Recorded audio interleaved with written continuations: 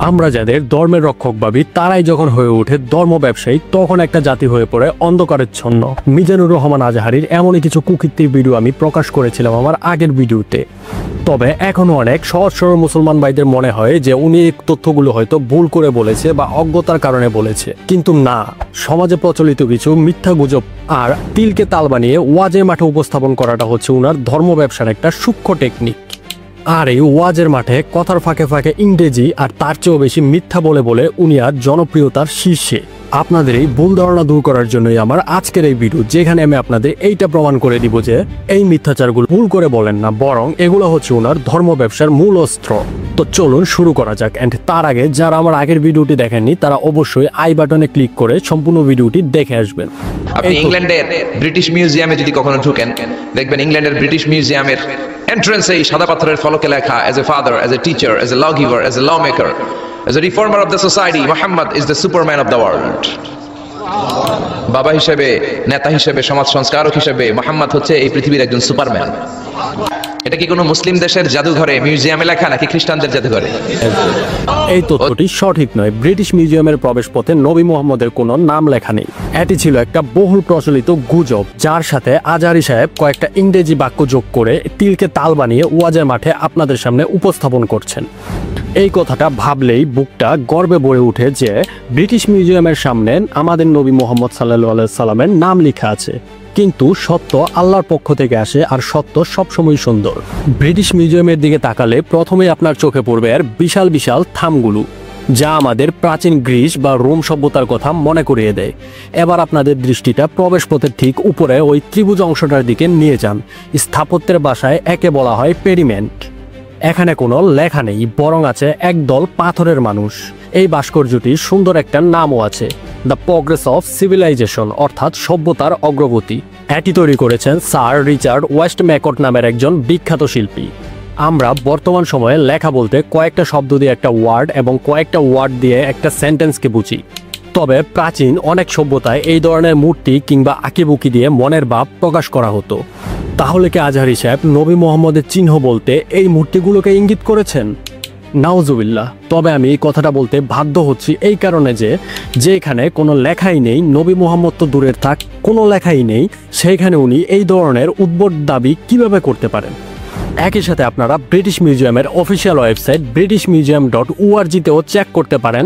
এই ধরনের কোনো তথ্য আপনারা কখনোই খুঁজে পাবেন না। ইউনাইটেড স্টেটস অফ আমেরিকার কিছু বিজ্ঞানীরা সবচেয়ে পাওয়ারফুল যে কম্পিউটার ক্রে 1 সুপার কম্পিউটার, এটা দিয়ে আমেরিকার মিলিটারিতে যারা চান্স পায়, মানে সেনাবাহিনীতে, তারা ম্যাথমেটিক্যাল ক্যালকুলেশনগুলো করার জন্য এই কম্পিউটার ব্যবহার করে।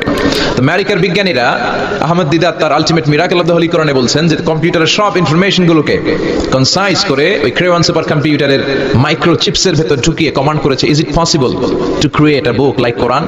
ও কম্পিউটার, তুমি অ্যানালাইসিস করে বলো এই কোরআনের মতো আরেকটা বই কি পৃথিবীর মানুষের বানানো সম্ভব? আপনারা বলছেন জি না, কিন্তু কম্পিউটার বলছে ইয়েস, সম্ভব, it's possible, but you need to spend more than 63 octillion years. একজন মানুষের মধ্যে বিজ্ঞানের জ্ঞানের কি পরিমাণ অজ্ঞতা থাকলে সে মানুষ এই ধরনের দাবি করতে পারে তা আমার জানা নেই। এই গুজবটি 90-এর শতকের শেষের দিকে এবং 2000 শতকের শুরুর দিকে অনলাইনে আসতে শুরু করে। এটা সত্যি যে সেই সময় সুপার কম্পিউটার ছিল, তবে সেই সুপার কম্পিউটারগুলো ব্যবহার করা হতো আবহাওয়ার পূর্বাভাস, পারমাণবিক অস্ত্রের সিমুলেশন, ডিএনএ সিকোয়েন্সিং, মহাকাশ গবেষণার মতো কাজে। একটি সুপার কম্পিউটার কেবলমাত্র একটি শক্তিশালী হার্ডওয়্যার যন্ত্র, এর বাইরে আর কিছুই না। কোরআনের মতো ক্রিয়েটিভ বই লেখার জন্য দরকার সফটওয়্যার, আর্টিফিশিয়াল ইন্টেলিজেন্স, যাকে আমরা বর্তমানে এআই নামে জানি। বর্তমান সময়ে আমরা যে গুগল জিমনি, চ্যাট জিপিটির মতো এআই দেখতে পাই, যারা গল্প, কবিতা, উপন্যাস লিখতে পারে, এই ধরনের এআই ওই সময়ে ছিল বিজ্ঞানের কল্পনা ব্যতীত আর কিছুই না। এই ধরনের শক্তিশালী এআই প্রযুক্তির উত্থান হয়েছে মূলত 2010-এর দশকের মাঝামাঝি সময়ের পর থেকে। এটা শুনে বিজ্ঞানীরা তো মহা খুশি, হোক না অক্ট্রিলিয়ন আর ফক্ট্রিলিয়ন, পারাতে যাবে। কিন্তু নিউমেরিক্যাল সায়েন্স বলে যে octillion is very dangerous to reach there. Octillion হচ্ছে এমন একটা সংখ্যা যেটা পর্যন্ত পৌঁছা মানুষের পক্ষে অসম্ভব। সংখ্যাতাত্ত্বিক নিয়ম আমাদেরকে শেখায় যে সংখ্যা শুরু হয় একক দিয়ে, তারপরে দশক, তারপরে শতক, তারপরে সহস্র, তারপর উজুত, তারপরে লক্ষ, তারপরে নিযুত, তারপর কোটি, তারপর মিলিয়ন, বিলিয়ন, ফিলিয়ন, জিলিয়ন, তারপরে হচ্ছে অক্ট্রিলিয়ন। 63 অক্ট্রিলিয়ন বছর যদি পৃথিবীর সবগুলো মানুষ হায়াত পায় আর যদি চেষ্টা করে, তাহলে পারহ্যাপস, মেবি, সম্ভবত কোরআনের মতো আরেকটা বই বানালেও বানানো যেতে পারে। সর্বশেষ কম্পিউটারের স্ক্রিনে অ্যানালাইসিস শেষে, বিশ্লেষণ শেষে যে কথাটা এসেছে সেটা হচ্ছে it's quite impossible to create a book like Quran. পৃথিবীর মানুষগুলোর 63 অক্ট্রিলিয়ন বছর বেঁচে থাকাও সম্ভব না, কোরআনের মতো আরেকটা বইও বানানো সম্ভব না। চিল্লায় বলেন ঠিক কিনা? অক্টিলিয়ন বছরের হিসাবটিও সম্পূর্ণই অবাস্তব। একটি কম্পিউটার কেবল তখনই কোনো কাজের সম্ভাব্য সময় দিতে পারে যখন তাকে কয়েকটি সম্ভাব্য কম্বিনেশন দিয়ে ক্যালকুলেট করতে বলা হবে। যেমন ধরুন, আপনাকে 1 থেকে 100-র মধ্যে কোনো নম্বর লিখতে বলা হলো। এখন আপনি 1 থেকে 100-র মধ্যে কোনো একটা সংখ্যা লিখলেন। অন্য আরেকজনকে বলা হলো আপনি কোন সংখ্যাটা লিখেছেন তা অনুমান করতে। সে যদি 1 থেকে 100 পর্যন্ত বলে, তাহলে 100% শিওর যে আপনার সংখ্যাটা ওই 1 থেকে 100-র মধ্যে কোনো একটা সংখ্যা আসবে। এখন এই 1 থেকে 100 গোনার জন্য কতটুকু সময় লাগতে পারে তার উপরে বেস করে কম্পিউটার আপনাকে একটা সময় বলে দিবে, যাকে বলা হয় প্রেডিকশন টাইম। আর সুপার কম্পিউটারগুলো আনুমানিক সময় হিসাব দেওয়ার জন্য ঠিক এইভাবেই কাজ করে থাকে। 20-এর দশকের শুরুর দিকে যদি সুপার কম্পিউটার প্রেডিকশন করে কোনো নাম্বার বলতে হতো, তাহলে কোরআনে কতগুলো অক্ষর রয়েছে, এই অক্ষরগুলো লিখতে তার কত সময় লাগবে, ঠিক সেই ধরনের একটা প্রেডিকশন টাইম হিসেবে বলতো। আর কোরআনে যতগুলো অক্ষর রয়েছে তার সব অক্ষর লিখে ফেলতে সুপার কম্পিউটারের কয়েক মুহূর্তের বেশি সময় লাগবে না। তবে কোরআনের মতো সম্পূর্ণ ভিন্ন একটা ক্রিয়েটিভ রাইটিং করার মতো কোনো প্রযুক্তি সেই সময়ে ছিল না। আর তাই অক্টিলিয়ন বছরের ধারণাটাও সম্পূর্ণ বানোয়াট এবং আজারি সাহেব এই তথ্যগুলো মানুষের সাথে প্রতারণা করার জন্যই ব্যবহার করেছে। মিশরের কারি আব্দুল বাসিতের নাম শুনেছেন? ওনাকে নিয়ে মিশরের প্রেসিডেন্ট জামাল আব্দুল নাসের একবার সোভিয়েত ইউনিয়নে গিয়েছিল। কারি আব্দুল বাসিত ব্লেজার পরতেন না, উনি জুব্বা পরতেন। তো রাশিয়ার প্রেসিডেন্ট বলে, আপনার এইটা আবার কোন মন্ত্রী? জামাল আব্দুল নাসের বলল যে আমাদের যে পবিত্র ধর্মগ্রন্থ আছে আল কোরআন আল করিম, এই আল কোরআন আল করিম উনি চমৎকার করে আবৃত্তি করতে পারে আর আমরা সেটা শুনি। তো রাশিয়ার প্রেসিডেন্ট বলে, আজকে রাতে তো আমাদের একটা পার্টি আছে, নাইট পার্টি, এখানে নৈশ ভোজ হবে, খাওয়া দাওয়া হবে, আর হবে বেলি ড্যান্স। কি হবে? রুব্বানে নাচে, কোমর দুলাইয়া, এই সব মুখস্থ। তো কারি আব্দুল বাসিত ইবনে আব্দুস সামাদকে রাজি করানো হলো। উনি গেলেন, সিঙ্গাররা যেখানে গান গায় ওইখানে উনি মাইক্রোফোনের সামনে বসলেন। সব কমিউনিস্ট লিডাররা বসা, সামনে হুইস্কি, রেড ওয়াইন, অ্যালকোহল, মদের গ্লাস নিয়ে বসা। উনি চোখ বন্ধ করে ওনার গলায় যত সুর আল্লাহ দিয়েছে, যত সুরের ঝংকার তিনি পেয়েছেন সব উজাড় করে উনি তেলাওয়াত শুরু। যতক্ষণ তেলাওয়াত চলেছে কেউ মদ খায় নাই, তাকিয়ে রইলেন, মন্ত্রমুগ্ধ হয়ে শুনলেন, আর সকলের চোখ দিয়ে দাঁড় করে পানি ছড়তে শুরু করলো। তেলাওয়াত শেষ, আব্দুল বাসিত চোখ খুললেন, চোখ খুলে দেখেন কেউ মদ খায় নাই, আর সবাই কান্না জর্জরিত অবস্থায় বসে আছে। না, এই তথ্যটিও সঠিক নয়। এই তথ্যগুলো কেবলমাত্র তৎকালীন কিছু ধর্ম ব্যবসায়ীদের তৈরি করা প্রচলিত গুজবের বাইরে আর কিছুই না। প্রথম কথা হচ্ছে, এইখানে কোনো ঐতিহাসিক রেকর্ড নেই। মিশর বা রাশিয়ার কোনো রাষ্ট্রীয় বা কূটনৈতিক রেকর্ডে এই ধরনের কোনো ঘটনার উল্লেখ নেই। এমনকি এই ঘটনা যদি সত্যিই ঘটে থাকতো, তাহলে রাশিয়া না হলেও অ্যাটলিস্ট মিশরের তৎকালীন সংবাদপত্রে অবশ্যই এই ঘটনা প্রচার করা হতো। তৎকালীন কোনো সংবাদপত্র এই ধরনের কোনো ঘটনা প্রচার করা হয়নি। অ্যান্ড নাম্বার 2 হচ্ছে, জীবনীতে উল্লেখ নেই। কারি আব্দুল বাসিত এবং প্রেসিডেন্ট জামাল আব্দুল নাসেরের কোনো নির্ভরযোগ্য জীবনী গ্রন্থেও এই ধরনের কোনো তথ্য পাওয়া যায় না। এত বড় এবং তাৎপর্যপূর্ণ একটি ঘটনা তাদের জীবনে উল্লেখ না থাকার একটা অস্বাভাবিক ব্যাপার। এই সবগুলো ঘটনাই গুজব এবং বানানো ছাড়ার কিছুই নয়। তবে এটা সত্যি যে কারি আব্দুল বাসিত সোভিয়েত ইউনিয়নে ভ্রমণ করেছিলেন এবং তিনি সেখানে মসজিদ এবং মুসলমানদের মধ্যে কোরআন তেলাওয়াত করে ব্যাপকভাবে প্রশংসিত হয়েছিলেন। তার এই সফরের ঘটনাকে কেন্দ্র করে পরবর্তীতে এই অলৌকিক ঘটনাটি কিছু ধর্ম ব্যবসায়ীরা তাদের নিজের স্বার্থে তৈরি করেছে। আপনি যদি পাখি নিয়ে রিসার্চ করেন আপনি নাস্তিক হতে পারবেন না। এজন্য আল্লাহ তাআলা পবিত্র আল কোরআন আল কারীমের অনেক জায়গায় পাখির কথা বললেন, পাখি দিয়ে আল্লাহ দৃষ্টান্ত দিলেন। সুলাইমান আলাইহিস সালামকে আল্লাহ তাআলা একটা স্পেশাল পাখি দিলেন, ওটার নাম হচ্ছে হুদহুদ। 1000 মিটার উপর থেকেও তার এই পাখির চোখে মেগাপিক্সেল এত বেশি ছিল, জমিনের দিকে নজর করেই জমিনের কত ফুট নিচে মিষ্টি পানি আছে এই পানির সন্ধান সে সুলাইমান নবীকে দিয়ে দিত।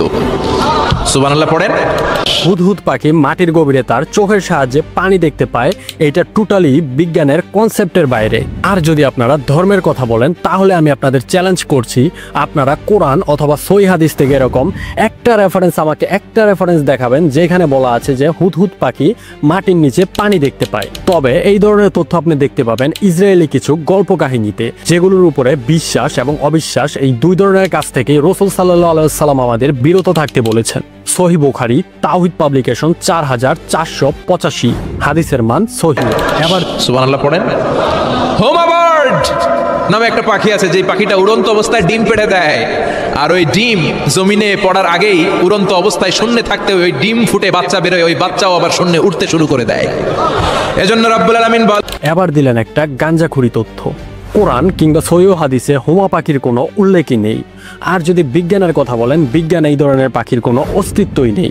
যদি একদম সহজ ভাষায় আমি আপনাদের বলি, তাহলে এই ধরনের পাখি হচ্ছে রূপকথার গল্প, যার বৈজ্ঞানিক কোনো প্রমাণই নেই। এজন্য আল্লাহ বললেন, ওরা কি পাখির দিকে তাকায় না? পাখির দিকে তাকালে তো পৃথিবীর কোনো মানুষ নাস্তিক থাকতে পারে না। আচ্ছা, আজারি সাহেব কি নাস্তিকদের বলদ ভাবে? আমি এখানে নাস্তিকদের প্রশংসা করতে আসিনি, তবে আমরা যদি একটা রিসার্চ করি তাহলে দেখা যাবে যে 50 থেকে 80% মুসলমান, সে মুসলমান কারণ তার মা বাবা মুসলমান। একই সাথে 50 থেকে 80% লোক হিন্দু কারণ তার মা বাবা হিন্দু। খ্রিস্টান, বৌদ্ধ, ইহুদি, বাকি সব ধর্মের ক্ষেত্রেই একই রেজাল্ট পাবেন। তবে একজন নাস্তিক, সে শুধু তার বাবা মা নাস্তিক বলে নাস্তিক হয়ে যায় না, সে সব কিছুকে জানে, দেখে, বিচার করে। আমরা মুসলমানরা অদৃশ্যে ইমান আনি, আর নাস্তিকরা যথেষ্ট যুক্তি প্রমাণের অভাবে অদৃশ্যে ইমান আনে না। আর আপনি দাবি করতেছেন আপনার এই মিথ্যা বানোয়ার তথ্যগুলো পড়ার পরে একজন নাস্তিক নাস্তিক থাকতে পারবে না। এমনটা তো হবেই না, উল্টা সে আপনাকে পাটপার প্রতারক ট্যাগ দিবে। হ্যাঁ, তবে যেটা হইতে পারে যে আপনার এই কথাগুলো বিশ্বাস করে যদি কোনো সহজ সরল মুমিন ভাই নাস্তিক কিংবা অন্য কোনো ধর্মাবলম্বীদের সাথে বিতর্কে জড়ায়, তাহলে সে অপমানিত হবে, তার নাক কান কাটা যাবে, এবং তার ফলস্বরূপ হতেও পারে যে আপনার এই মিথ্যাচারের জন্য সে বিশ্বাস হারা হবে, ইমান হারা হবে। আমি জানি না আর কত প্রমাণ দেখলে আপনারা এই ধর্ম ব্যবসায়ীদের প্রশ্ন করতে শিখবেন, সঠিক ইসলাম সম্পর্কে জানবেন। আজকের এই ভিডিওটা অনেক বেশি বড় হয়ে যাচ্ছে, তাই আর লম্বা করলাম না। তবে এখনও যদি কারো মনে সন্দেহ থেকে থাকে তাহলে অবশ্যই কমেন্টে জানাবেন। আপনারা চাইলে আমি এই ভিডিওর পার্ট 3 নিয়ে আসতে পারি। আর এই ধরনের সত্যিগুলো সবার জানা উচিত, তাই ভিডিওতে একটা লাইক দিয়ে ভিডিওটা বেশি বেশি শেয়ার করেন, অ্যান্ড অবশ্যই সাবস্ক্রাইব করতে ভুলবেন না।